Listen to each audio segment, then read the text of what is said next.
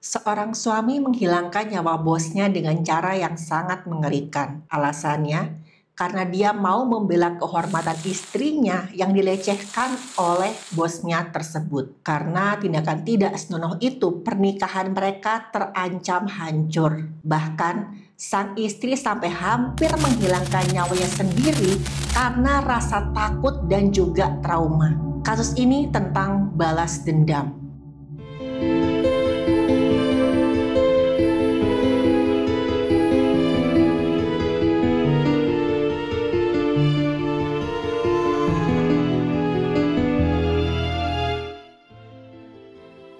Halo, saya Dr. Stefani.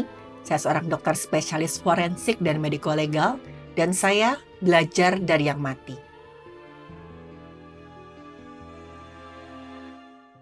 Laki-laki itu bernama Hendra. Hendra adalah seorang karyawan, dia bekerja di sebuah perusahaan kecil yang ada di kotanya. Di lingkungannya, Hendra dikenal sebagai sosok yang ramah, seorang suami yang setia, dan juga ayah yang sangat sayang pada anaknya. Singkatnya, Hendra ini adalah seorang family man sejati.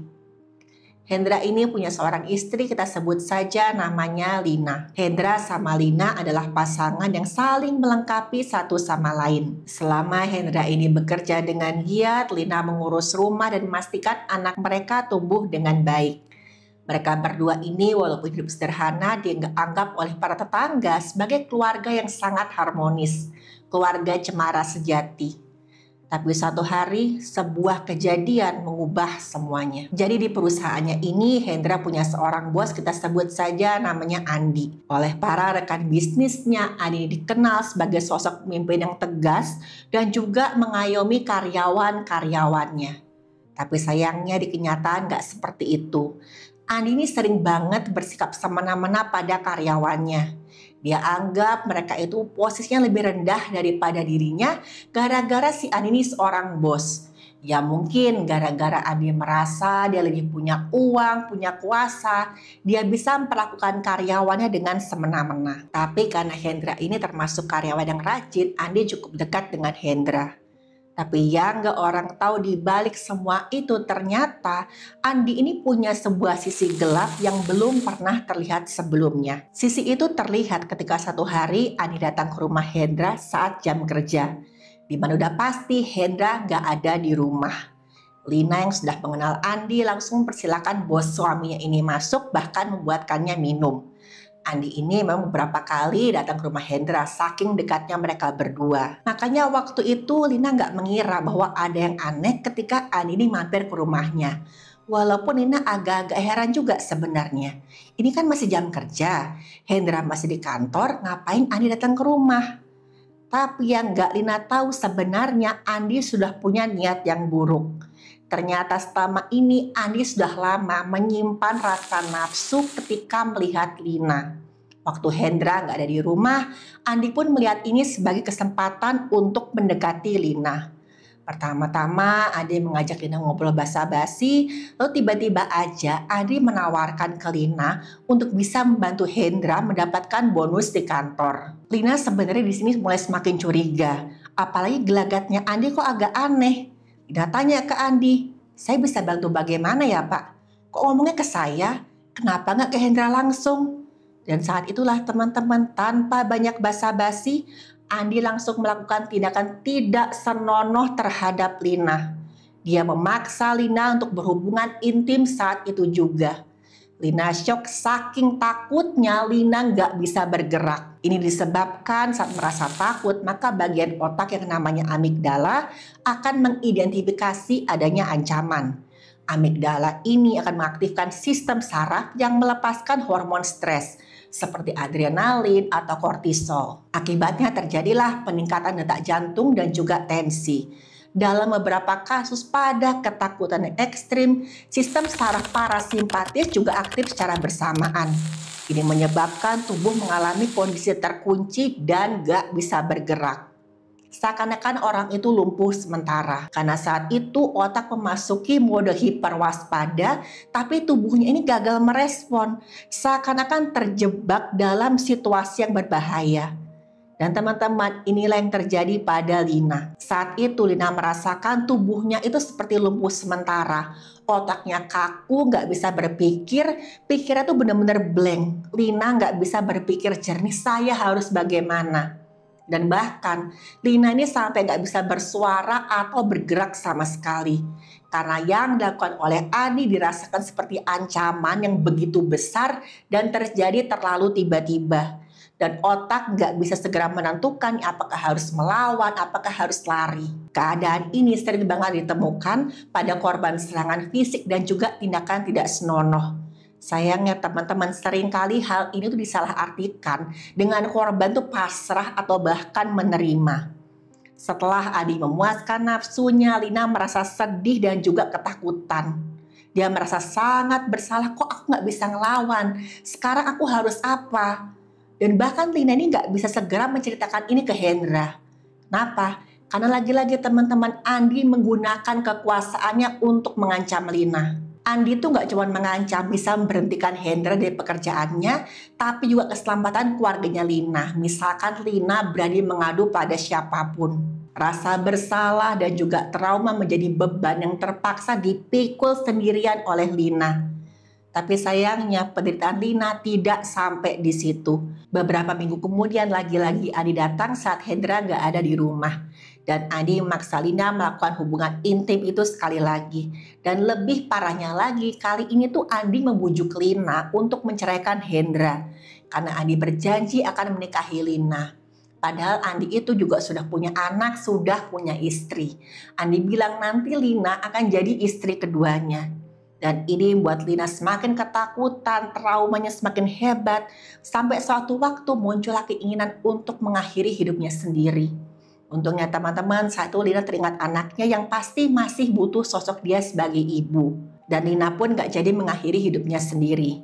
Buat teman-teman yang mungkin sekarang dalam masalah yang begitu besar, saya harap seberat apapun masalahnya, teman-teman bisa menghadapinya. Karena setiap masalah pasti ada solusinya. Jangan pernah menyerah, tetap semangat, jalin aja pelan-pelan. Dan semoga masalahnya cepat selesai. Oke, balik kasus ini. Akhirnya karena sudah nggak kuat lagi menahan semuanya sendirian, Lina pun mendatangi Hendra dan diceritakan apa yang terjadi ketika Hendra tidak ada di rumah. Sambil menangis, Lina cerita kok dia sudah diperlakukan secara tidak senonoh oleh Andi, bos dari Hendra sendiri. Lina minta maaf berkali-kali dan saat itu sebenarnya Hendra merasa marah.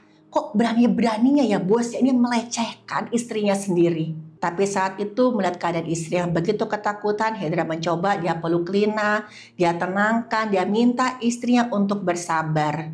Dan setelah mengetahui hal buruk yang terjadi pada istrinya, Hendra memutuskan bahwa dia harus menghukum Andi dengan tangannya sendiri.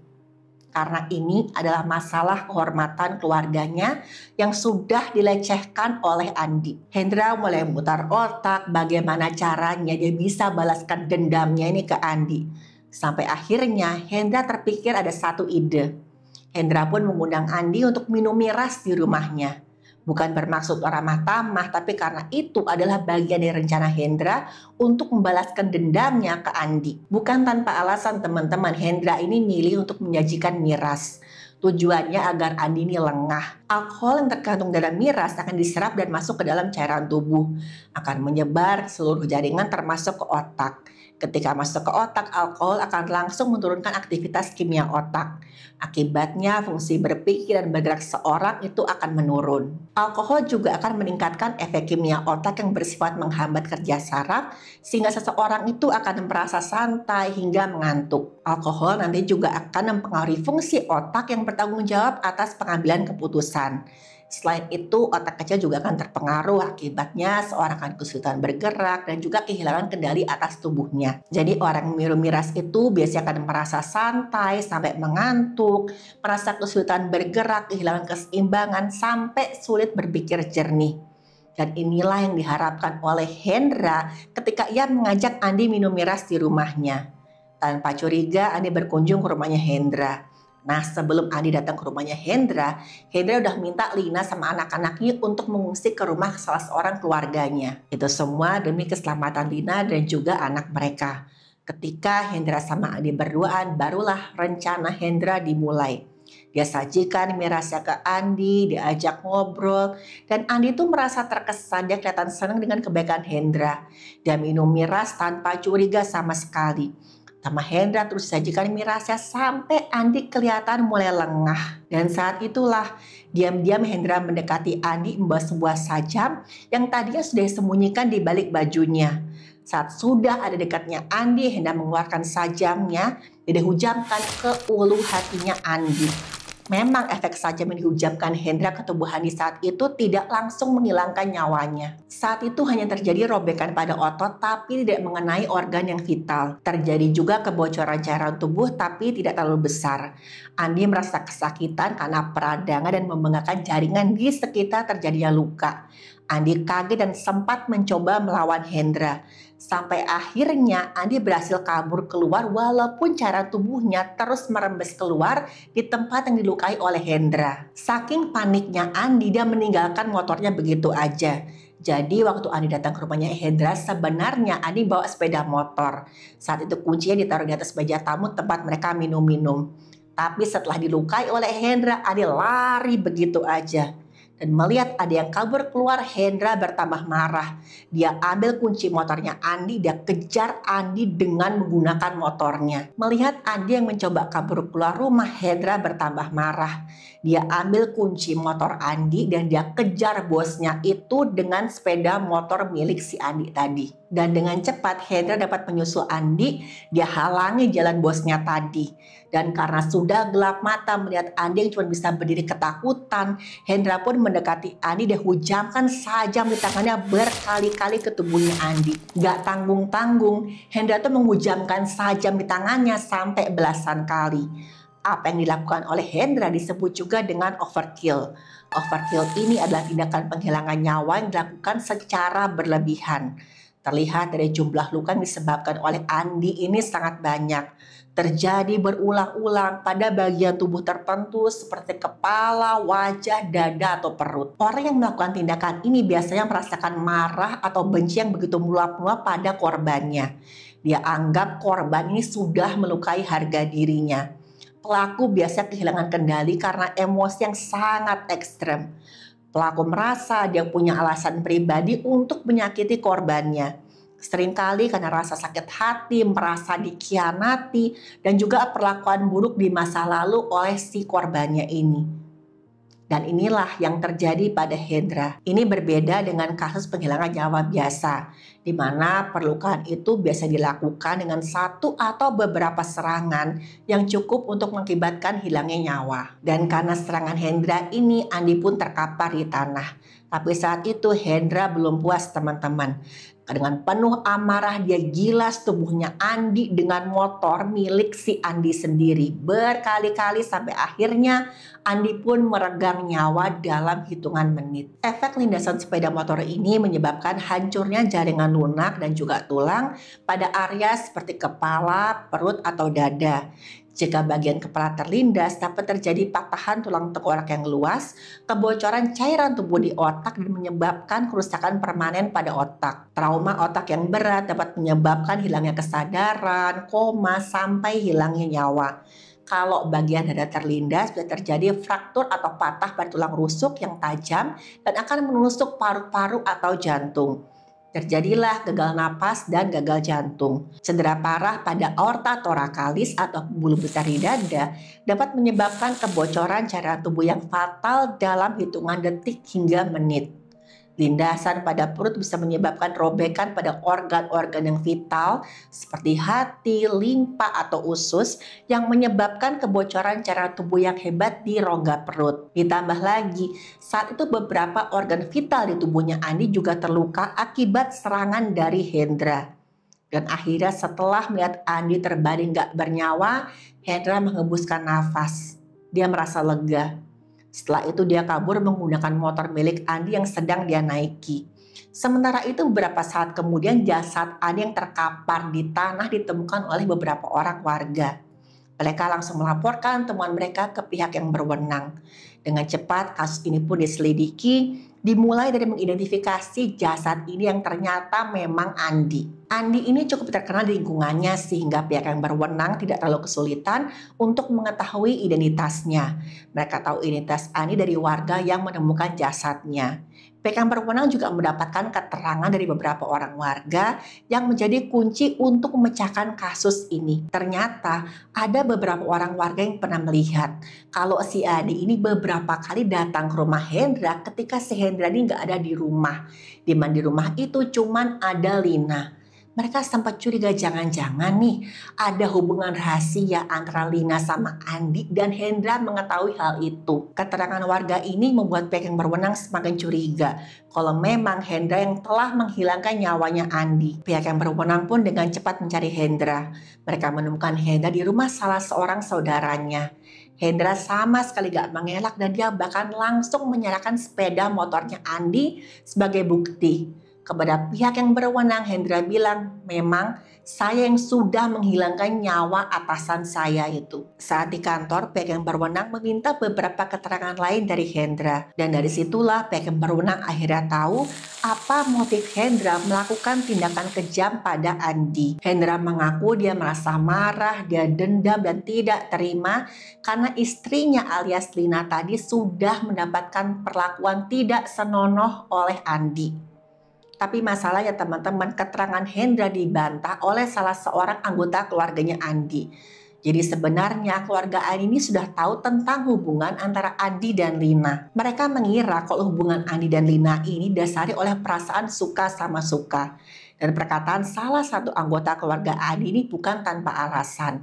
Dia mengaku kalau dia pernah melihat Andi sama Lina ini jalan-jalan berdua. Tapi meskipun begitu, perkataan dari salah seorang anggota keluarga Andi ini tidak bisa dibuktikan. Pihak yang berwenang pun tetap memakai keterangan Hendra sebagai dasar untuk menjadikannya sebagai tersangka. Pada akhirnya Hendra harus bertanggung jawab atas apa yang sudah dia lakukan. Hendra menjalani serangkaian proses hukum yang cukup panjang. Salah satunya adalah reka adegan tindak pidana penghilangan nyawa yang sudah dia lakukan. Saat itu reka adegan dihadiri juga oleh Lina dan anaknya Hendra. Lina langsung menangis saat melihat Hendra memakai baju tahanan. Dia merasa sangat bersalah sudah membuat suaminya sampai melakukan tindakan keji tersebut. Melihat Lina yang menangis, anaknya ternyata mencoba untuk tegar. Dia bahkan mencoba bercanda untuk menghibur Lina supaya Lina ini nggak nangis. Di satu kesempatan, anaknya Hendra ini menunjuk kepala Hendra yang kini udah pelontos kan dipangkas oleh pihak yang berwenang. Anaknya Hendra bilang nih, ya tuh Bu, kepala ayah sekarang pelontos. Dan candaan anaknya ini menjadi satu-satunya kebahagiaan di tengah kacauan yang dialami oleh Lina dan juga Hendra. Dan interaksi antara Lina dan anaknya ini dilihat oleh pihak yang berwenang.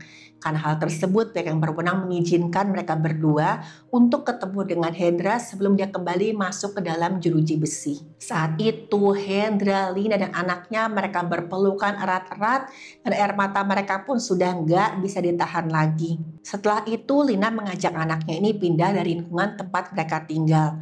Alasannya karena Lina merasa malu karena kabar bahwa Lina sudah mendapatkan perlakuan tidak senonoh dari Andi itu sudah tersebar luas di lingkungannya. Tapi untungnya selain itu Lina dan anaknya juga mendapat pendampingan psikiatri dari pihak yang berwenang untuk mengatasi trauma mereka. Teman-teman, kisah Hendra ini bukan hanya tentang kekerasan atau balas dendam.